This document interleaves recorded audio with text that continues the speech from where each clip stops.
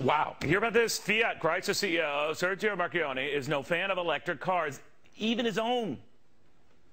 Rolling out as a CEO of Fiat Chrysler and showing you the new 500 electric, which I do have. I hope you don't buy it, because every time I sell one, it costs me $14,000. Right? So I'm honest enough to tell you that I will make the car, I'll make it available, which is my requirement, but I will sell the limit of what I need to sell and not one more. If we just build those vehicles, we'll be back in Steve's successor's office in Washington asking for a second bailout because we'll be bankrupt by Christmas. Wow, talk about a blunt message right from the head of one of the world's largest automakers. So washing it out of the way to Texas Republican Congressman Louis Gohmert, who says we need to take Sergio's advice. By the way, the Steve to whom he was referring was former car czar Steven Rattner. Congressman, what do you make of what he was saying? Well, it's just what you and I both feared in the fall of 2008 when there was the bailout frenzy, the TARP, and we knew that this was coming.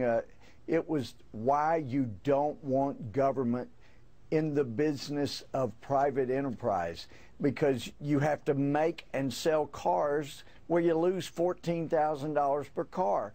I think you remember FDIC chair, former chair Isaac said, look, we could bring $1 trillion in overseas banks in here and bail out, Chrysler, GM. But oh no, this administration forced the sale to Fiat, and once the government creates a corporation as your partner, then they're going to tell you, you got to sell a car that's going to cost you $14,000.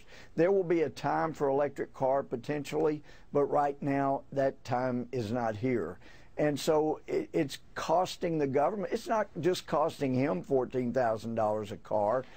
Look at all the money that we have propped up this industry with, and just like he says, he's being very honest, they're going to have to come ask for another bailout because of the bogus policies of this administration. But if you think about it, Congressman, you mentioned how it was forced into the arms of an Italian automaker, Fiat, that is Chrysler.